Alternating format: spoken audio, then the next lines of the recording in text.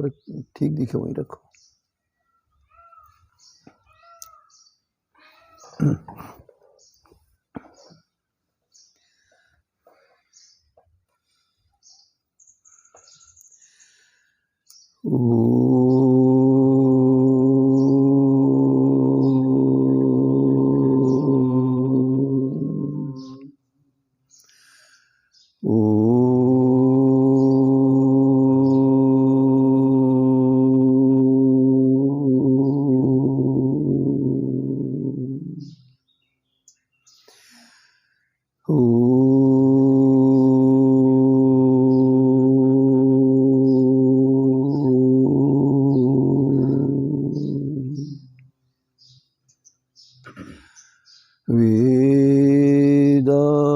वेदाहमेतं पुरुषं महान्तम् आदित्यवर्णं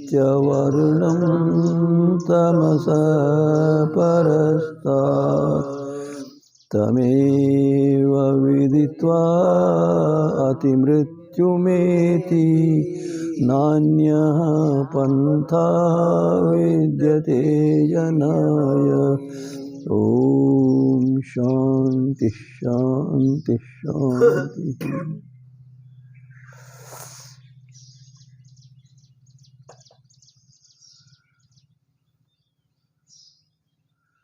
मानव का जन्म दुखों से मुक्त होने के लिए,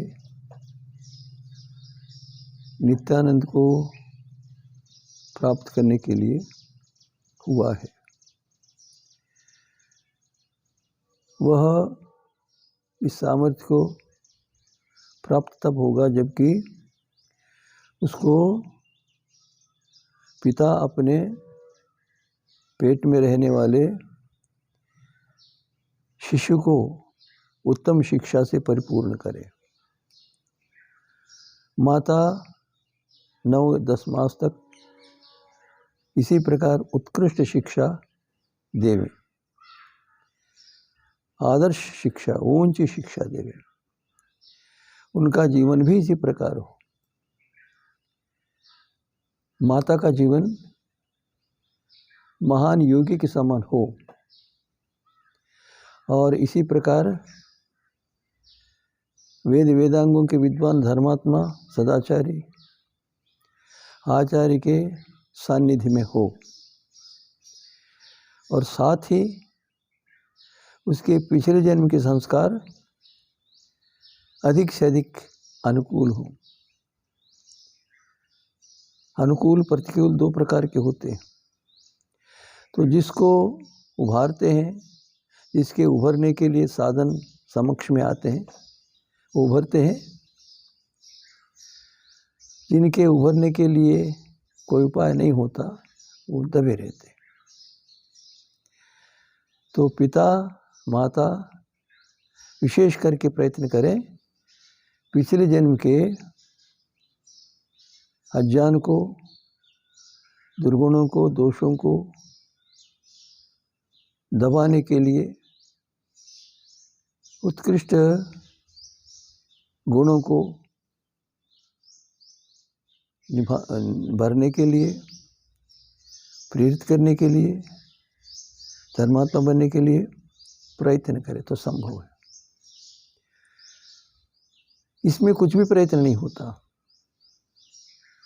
ना पिता का ऐसा होता है कि वो उत्कृष्ट मानव का निर्माण करे, न स्वयं उत्कृष्ट मानव को जानता है वो, न माता ऐसा करती है, न वो उत्कृष्ट मानव को जानती है, न उसका उत्कृष्ट जीवन ऐसा है, न आचार्य ऐसा है, न वातावरण, न ब्रह्मचारी, न विद्यार्थी, न समाज ऐसा।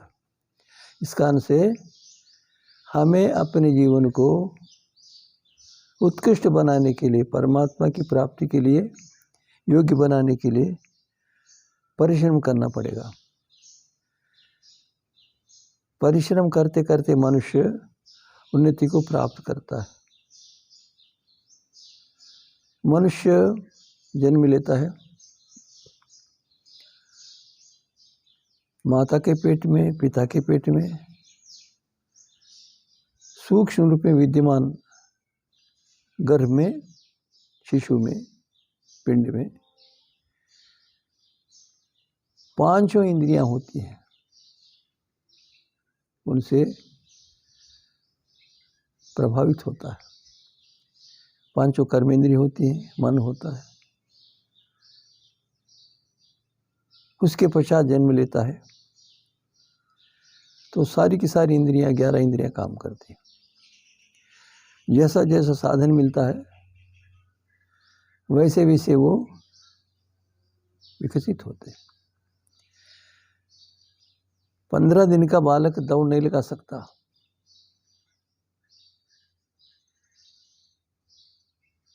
1 मास का, 6 मास का, 1 वर्ष का नहीं लगा सकता,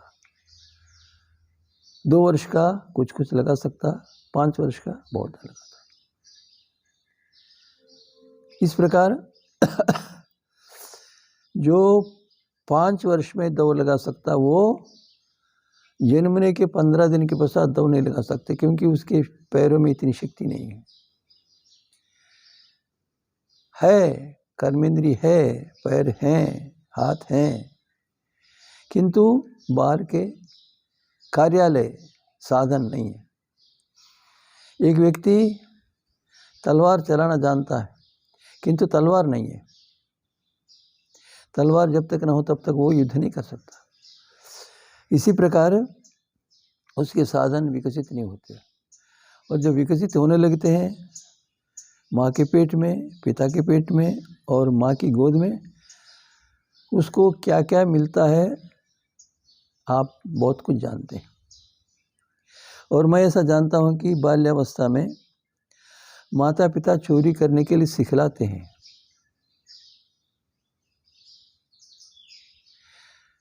अनुचित काम करने के लिए सिखलाते हैं, पशु पक्षियों को मारते हैं, उनका मांस खाते हैं, उनको मार्गदर्शन करते हैं। समाज में ऐसा होता है। तो हम ऐसे परिवार में जन्मे, ऐसे समय में जन्मे, ऐसे समाज में हैं, तो हमारे लिए अत्यंत प्रयत्न करना आवश्यक है। मनुष्य इंद्रियों से ज्ञान प्राप्त करता। उदाहरण के लिए उदाहरण देता हूँ समझने के लिए। मनुष्य कानों से सुनता है, सुनता रहता है, सब प्राप्त करता है। जब बालक जन्म लेता है तो नहीं रोता है, मूर्छ जैसा पड़ा रहता है, मांसपिंड होता है, तो उसको चिकित्सा को करना पड़ता है। 2 पत्थरों को लेकर ऐसा बजाना पड़ता है। धीरे धीरे वो शब्दों को सुन लेता है, उसके कान काम करने लग जाते हैं। बालक जन्म लेता है, उसके नेत्र इतने 1 उंगल दूर को भी नहीं देख सकते, शनि दूरी बढ़ जाती है। जब मनुष्य देखता है तो बाहर के पदार्थों को देखता है, तो आत्मा शरीर के भीतर रहता है, वो इंद्रियों के द्वारा बाहर जाता है। कान के द्वारा बाहर के शब्दों को सुनने के लिए दौड़ लगाता। आत्मा तो दौड़ नहीं लगाता, किंतु आत्मा ने निर्णय किया कि बाहर के शब्द को सुनना है बुद्धि के साथ मिलकर, और मन को प्रेरित किया। मन कर्नेंद्रिय से संबद्ध हुआ। कर्नेंद्रिय शब्द को पकड़ने में प्रयत्न करता है, और प्रयत्न करके एक एक क्षण आत्मा को भेजता। कान मन को, मन आत्मा को। जैसे दर्जी की मशीन होती है, सर्र चलती है, इसी प्रकार कर्नेंद्रिय जो भी शब्द सुनता है वो एकदम मन में, मन आत्मा में बस संग्रह करता जाता है। वो बालक जन्म लेता तब से लेकर 5-6 वर्षों तक पता नहीं क्या क्या सुनता है, कोई सीमा नहीं। और उस मनुष्य को हम धर्मात्मा योगी बनाना चाहें, संभव नहीं है। हम उसी वातावरण में जन्मे हैं। किसी को माता पिता अच्छे मिले, किसी को सामान्य मिले, किसी को निकृष्ट मिले, कोई बात नहीं, इसकी चिंता नहीं करनी, किंतु हमें जो अपना प्रयत्न करना है उसको पूरा करना है।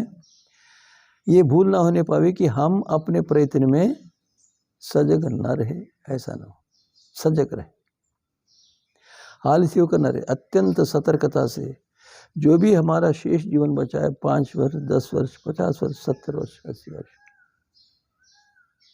इसी के लिए प्रयत्न करें।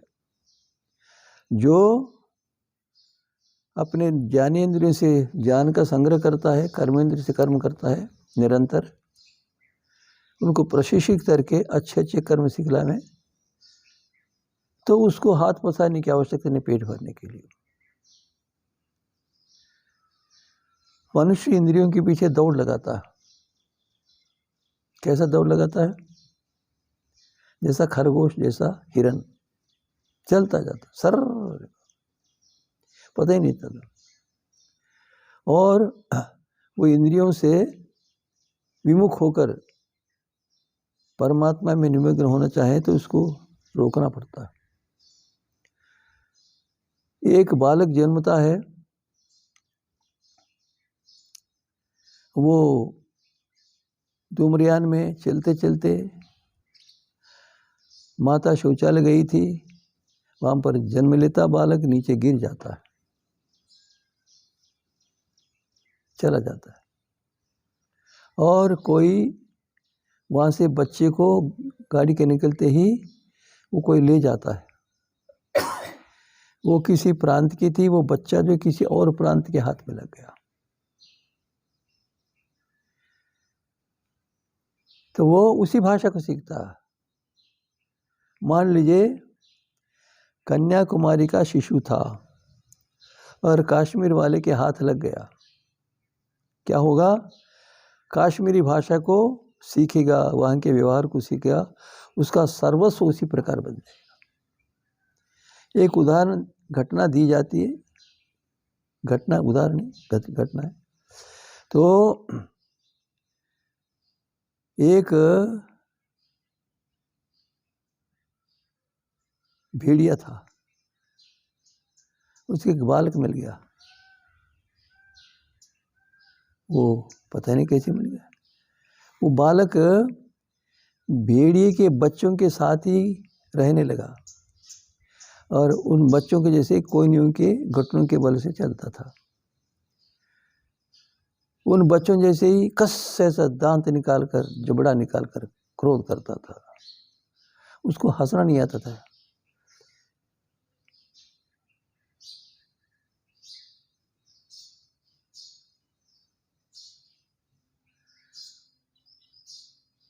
तो पता चला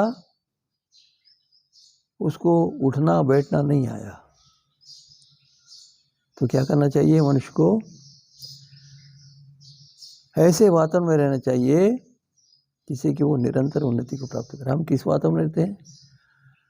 शब्द, स्पर्श, रूप, रस, गंध को प्राप्त करने वाले वातावरण में रहते हैं। इससे मुक्त हो जाएंगे क्या? हो सकते मुक्त। यहाँ बैठ गए, चिंतन कर रहे हैं, हम केरला की बात का चिंतन कर रहे हैं, असम की बात का चिंतन कर रहे हैं, चंद्रलोक की बात का चिंतन कर रहे हैं, पता नहीं क्या क्या। तो हम यहाँ बैठे बैठे अपने मन को परमात्मा से जोड़ सकते हैं, संसार से संबंध विच्छिन्न कर सकते हैं साधना करने पर। तो मनुष्य विचार करे कैसे विषयों से विरक्त कैसे। उसका उपाय यह है कि मनुष्य देखे कि एक शब्द को सुनता है। ये 65 वर्ष पुरानी बात है। मैं एटा में गुरुकुल में पढ़ता था। वहाँ पर एक उत्सव में एक व्यक्ति आए थे। संभवतः मैंने ध्यान नहीं दिया उस समय, ऐसा हो सकता है 45 वर्ष की अवस्था के होंगे। काषाय वस्त्र धारण करते, ऊपर चादर ओढ़ लेते थे, कटे वस्त्र पहन लेते थे, जटा जोड़ रखते थे, बाजा बजाना अच्छा जानते थे, गाना अच्छा जानते थे। उन्होंने अपना नाम रखा साधु वेश में एक पथिक। उन्होंने बहुत सारी पुस्तक लिखी, आध्यात्मिक प्रवण पुस्तकें थी, बिकी भी गई। तो मैं तो विद्यार्थी था, मेरे पास पैसा था नहीं, मैंने स्वामी से प्रार्थना की तो उन्होंने संभवतः 20-30 पृष्ठों की पुस्तक दी। मेरे पास पैसे नहीं थे बड़ी पुस्तक लेने के लिए, वो बड़ी पुस्तक दे भी कैसे सकते। तो वो गाते थे भजन, बहुत अच्छा गाते थे। फिर मत कहना कुछ कर न सके, फिर मत कहना कुछ कर न सके, ऐसा भजन गाते थे। लोग प्रभावित होते थे, चारों ओर के गांव वाले आते थे, सुनते थे भजन। ऐसी घटना हुई। भजन गाने के पश्चात वो जाने लगे, महाराज जी एक बार और सुनाओ। उसी को सुना दिया। फिर उसके बाद फिर क्या, महाराज जी सुनाओ, नहीं। अर्थात जो भजन हमको अच्छा लगता है वो पहली बार जितना अच्छा लगता है दूसरी बार उतना अच्छा नहीं लगता। यदि उसी भजन को 50 बार सुनना चाहे नहीं सुन सकते, क्योंकि इंद्रियों में शक्ति क्षीण हो जाती है और शक्ति बढ़ जाती है कि हम इससे सुंदर गाना सुने, इससे मधुर गाना सुने। ये एक गाने से, एक भजन से, गीत से जो आनंद आता है वो क्षणिक है, एक ही क्षण में रहता। परीक्षण करके देख लेना, अगले क्षण में नहीं रहता। सारी इंद्रियां इसी, इंद्रियां एक क्षण में एक स्थान पर रहती है, दूसरे स्थान पर उस स्थान पर नहीं रहना चाहिए, दूसरे क्षण में नहीं रहना चाहिए। देख लो, एक चित्र है, मान लीजिए सुंदर चित्र है, तो देखते ही प्रभावित हो तो वहीं खड़े हो जाते हैं, वहीं खड़े हो जाते हैं। 1 पल, 2 पल, 3 पल, 4, 5 पल, उसके एक एक अवयव को देखते हैं, एक एक अंश को देख लेते, एक अंश को देखते हैं, वहीं रुके। देखना समाप्त हो गया और कोई उसमें जानने योग्य शेष नहीं रहा, फिर उसको वहां खड़े रह कर देख नहीं सकता। वो एक क्षण था, एक ही क्षण, एक ही क्षण। तो इस प्रकार मनुष्य क्षणिक विषयों को प्राप्त करता रहा तो उसमें उसका अपना संबंध बन जाता, जिसमें जैसे कि केरल का बालक भूल से धूम्रयान में चलते समय शौचालय में गिर गया, जन्म ले नीचे गिर गया, वो कश्मीर में जाकर उसी की भाषा। इसी प्रकार मनुष्य इंद्रियों के पीछे, विषयों के पीछे दौड़ लगाता है, तो इंद्रियों के पीछे दौड़ लगाते लगाते परमात्मा से दूर हो जाता है, दूर। आप चल रहे हैं, यहाँ से गौशाला गए, अब गौशाला जाते क्या कर रहे हैं पता ही नहीं चलता। अर्थात हम मन को अपने अधिकार में नहीं रखते, जो संस्कार हैं, जैसा अभ्यास है उसी चला। आप गौशाला जाते हैं या कामरेज जाते हैं, यहाँ से विदेश जाते हैं, कहीं जाते हैं, विमान में बैठते हैं, कहीं बैठते हैं, तो आप पहले अपने मन को जान लीजिए, मैं अपने मन को वश में रखता हूँ। यहाँ से चले गए, केरल चले गए, तो मार्ग में परमात्मा का ही ध्यान रखो, इंद्रियों के पीछे नहीं जाना, रखो। तो वहाँ पर क्या, गायत्री मंत्र का जप कर सकते हैं, चिंतन कर सकते हैं, भजन का स्मरण सकते हैं, वेद मंत्र का उच्चारण कर, इस प्रकार उसको अपने जीवन की उन्नति में उपयोग में ले लीजिए। इस प्रकार मनुष्य करते करते करते करते बहुत कुछ प्राप्त कर लेता। मैं था, आचार्य बलदेव जी थे, यज्ञ करते थे। यज्ञ करते समय हम अष्टाध्यायी के सूत्रों का पारायण करते थे, वो भूल थी फिर भी करते थे। कहने कह रहे कि मनुष्य परमात्मा के सानिध्य में रहना चाहे, विषयों के साथ संबंध को छिन्न भिन्न कर दो, मन को परमात्मा से जोड़ दो और परमात्मा के स्वरूप का चिंतन करो, परमात्मा के गुणों का चिंतन करो। परमात्मा के गुणों का चिंतन करते करते ऐसा हो जाता है कि परमात्मा के गुणों का चिंतन करते कुछ पार नहीं पा सकता,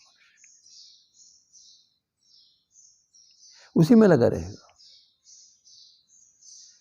अनंत ज्ञान है, अनंत कर्म है उसके, एक एक कर्म को जानने लगेंगे, एक एक वस्तु को परमेश्वर से बनाए वस्तु को देखने लगेंगे, चिंतन करने लगेंगे, परमेश्वर से हमारा संबंध विच्छिन्न नहीं हो सका। और उससे विच्छिन्न करने के लिए कोई विघ्न आता तो बड़ दुख मानता, या अथवा कोई मनुष्य आता है तो दुख मानकर उठता।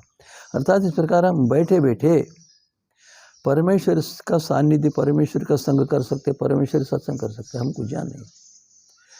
परमेश्वर के गुणों का चिंतन करिए, परमेश्वर के उपकारों का चिंतन करिए, परमेश्वर में मन को लगाने में रुचि आ जाएगी, लगाने लगेंगे, उसी ओर चले। स्वामी सत्यपति जी, महर्षि दयानंद जी, भारत पाकिस्तान का विभाजन हो रहा था, मर रहे थे, मार रहे थे, मृत्यु हो रही थी, उसी का चिंतन किया। जो पिछली संपत्ति बनी बनाई थी वो एकदम प्रकट हो गई और उससे प्रभावित हो गए, जीवन बदल गया। महर्षि दयानंद जी बहन की मृत्यु को देखा, ये क्या है, मैं भी मरूंगा, चल पड़े। चाचा जी की मृत्यु हो गई, चल पड़े। अर्थात मनुष्य परमात्मा के कर्मों को, परमात्मा के सामर्थ्य को, परमात्मा के द्वारा बनाए पदार्थों के स्वरूप को, रचना को जानता रहता है तो उसको आनंद आता है, उसमें रुचि हो जाती है, उसी ओर उसकी प्रवृत्ति हो जाती है। यह है परमेश्वर की उपासना। कुछ भी करो, कुछ भी करो। हम बैठ गए, हमारा हाथ है, हमारे पैर है, इनकी रचना पर विचार करते रहो, हो जाएगा। वो ईश्वर उपासना। ईश्वर उपासना ये नहीं बैठ कर तो करे, शेष समय में ईश्वर उपासना कर सकते हैं। परमेश्वर के बनाए पदार्थों के गुणों को जानो, अथवा परमेश्वर के उपकारों को जानने का प्रयत्न करो, कुछ हो जाए। एक मनुष्य है, सुखदेव उसका नाम था। ये कोई 54 वर्ष पुरानी बात है। उसको मेरे कहने से उसके पिताजी ने हिसार ब्रह्मा विद्यालय भेज दिया। तो कभी मिल गए तो कहा, फिर आ गए। क्यों आ गए? माता याद आ रही थी। अरे जब माता याद आ रही थी, गुरुकुल को छोड़कर भागकर घर आ सकता है। इसी प्रकार परमात्मा के गुणों का जाने पर क्या परमात्मा का नहीं जा सकता? वो करता है नहीं प्रयत्न।